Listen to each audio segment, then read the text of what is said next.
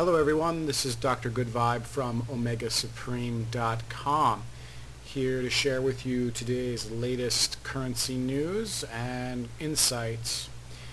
Today is October the 4th, 2010, and let's get started on today's major economic news and economic calendar.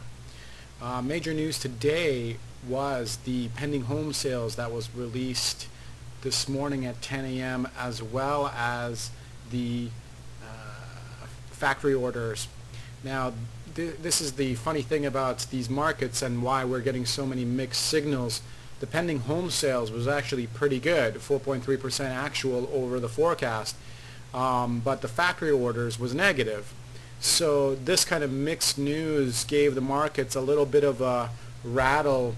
Nobody really knows whether the bull market is going to continue or not, whether we're going to see some substantial gains or not. So we saw some actual profit taking today, as we see with Bloomberg News. Stocks decline, Dow slips most in a month before earnings. Frankly, it is mostly due to the simple fact of profit taking. I really wouldn't read too much into this. If you look at the S&P 500, it's gone up the most in a September in a very long time. If you see here, you're not going to see another huge move. If you've been watching my previous videos for the last week, essentially, I was saying that we've peaked out and there's quite a bit of resistance at this point right here. So we're going to see the price of the S&P 500 continue to gyrate around 1113, 1137, 1130. Between 1130 and 1150, we're going to see quite a lot of just this. So really, volatility is down, trading volume is down, and we have the CCI kind of tanking. So really, there isn't a lot of support in the S&P 500 at this point right here to push it on further. Until earnings season starts and we hear some really amazing earnings over the next month or so, I don't really perceive this to punch over until we hear some great earnings. And so let's move on to the currencies. Really, currencies as a whole today were essentially risk off, and this article on Bloomberg News really reiterates that. Dollar advances as economic concerns saps demand for higher yielding assets. Now this is exactly what we're trading. We're trading higher yielding assets. So today I did take some profits on my USD Turkish Lira, my TRY trade, and took some profits and was able to actually bank them right at the low. And I'll show you that in a little bit. But really, we've been having a massive tear on the emerging markets assets for the last two and a half weeks. There was bound to be some profit taking, and there was bound to be some issues with that. It was bound to cool off. This is not a big surprise. That's why all along the way I was profit taking. I was taking some profits at the lows and at the highs of each currency pair, and was looking to actually make some money off that. So I have made some readjustments to my portfolio as well. I've rebalanced it as well. So now let me show you what my thoughts are about currencies. So today, let's start with Euro USD. Euro USD really tanked today. If we look at it on a 4-hour chart, really over the course of last night, the UK session and the US session today, really the Euro USD cooling off, coming back to a resistance point right here at 1.136, 1.137, 367 rather. And we're actually seeing it kind of come down to the low of its regression channel as well on a 4-hour time frame.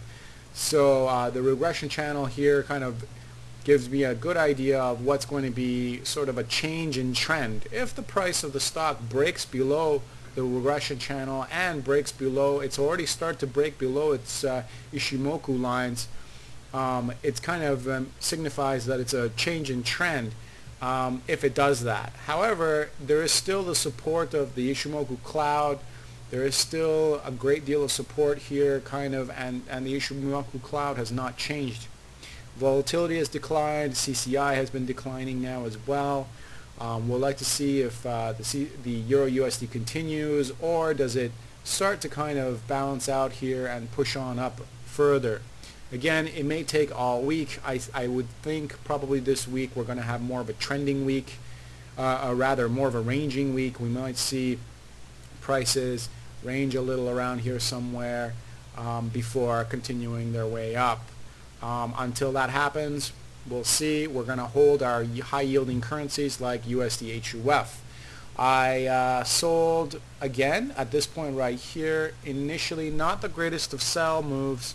However, I will continue to hold on to this position. I managed to, when I rebalanced my portfolio a couple of days ago, specifically in regards to the USD HUF positions, I had significant ability to add on to a position for a long-term hold. So really, if you want to take a look at my my positions right now on the USD HUF, I'm still up 652 pips, and so right now at this point there's no issues right now for me to think about rebalancing that portfolio or closing any positions down. My sell on the USD HUF was at 198.284, and so I really sold at the bottom here, 198.24. So I sold pretty much right here on the bottom, and not too scary. I would probably hold on to this for a while longer. Even I may sell some more if it gets to 202.8 when it gets to the top of this regression channel here. If it kind of comes down, I will sell again.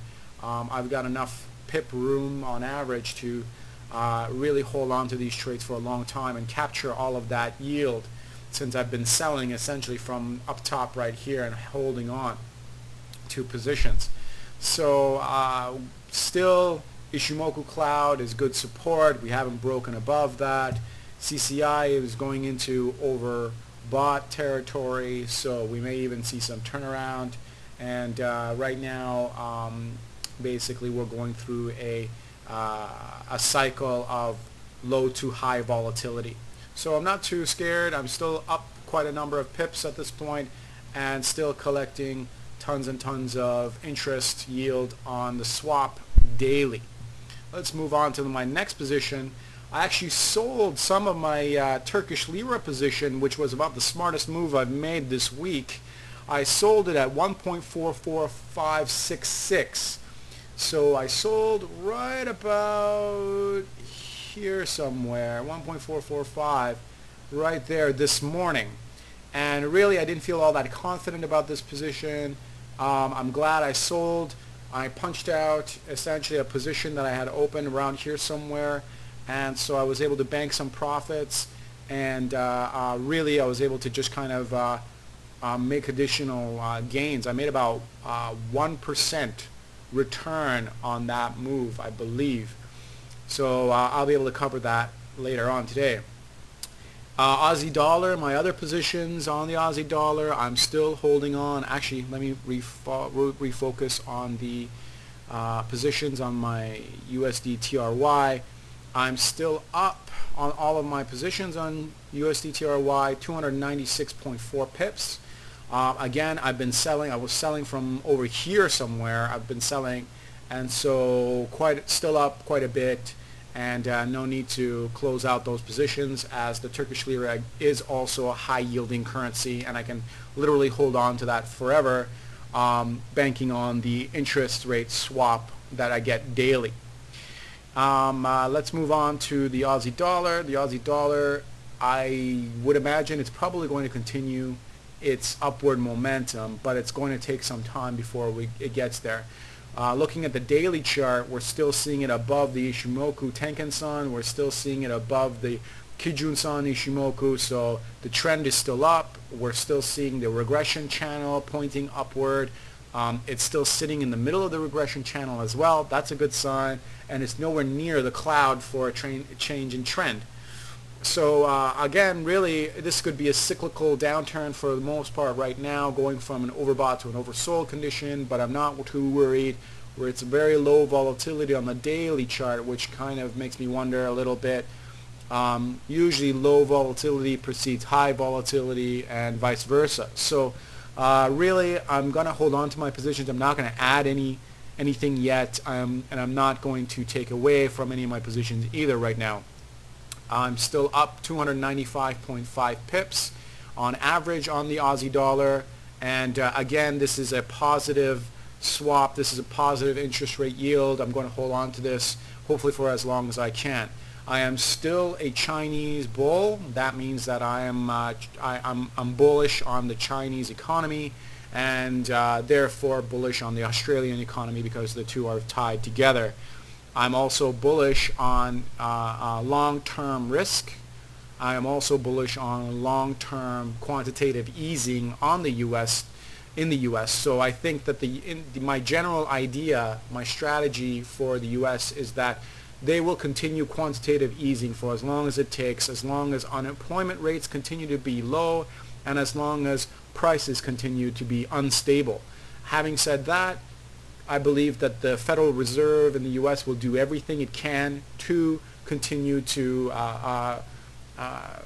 lower the U.S. dollar, and the reasoning for that is simply to be able to pay back its massive debt and deficits with a cheaper dollar. Those are my personal beliefs, and I'm betting on that. Anyway, those are all my positions for today. So now you know what I've closed and what I've opened. Let's look at my results. My results for October the 4th today, 2010, my realized profit and loss is now 8.35%. That is due mostly to the Turkish lira position I've closed. And so we're up about a 1.5%. Very nice, very good gains on that. And looking for really great gains. So basically, roughly since the beginning of September, or September the 13th when this account started, to October the 4th, that's roughly about a little less than 20 trading days, we're up 8.35% realized gains. Unrealized, so my net asset value, that's realized gains plus unrealized profit and loss, I'm still up 21.91%. That is including the little down move on the USD Hungarian forint, on the USD HUF, and so still very good position, and that's after rebalancing my portfolio. So very good results. I'm very happy with this right now. Hopefully once risk on comes back in the next couple of days or weeks, we're going to see this improve as well. In comparison, the S&P 500 since September the 13th has only done 2.12%, and the TSX has only done 1.49%. I've resolutely and resoundingly beaten those both, and so I'm doing extremely well. Rather, my active trading in high-yielding currencies has beat out your average S&P 500 fund. So active trading currently beats passive trading or passive investing, and hopefully we're going to continue with that trend. Anyway, thanks again. This is Dr. Good Vibe from OmegaSupreme.com on October the 4th, 2010 at 7:07 p.m. Toronto Eastern Standard Time. Thank you. Bye-bye.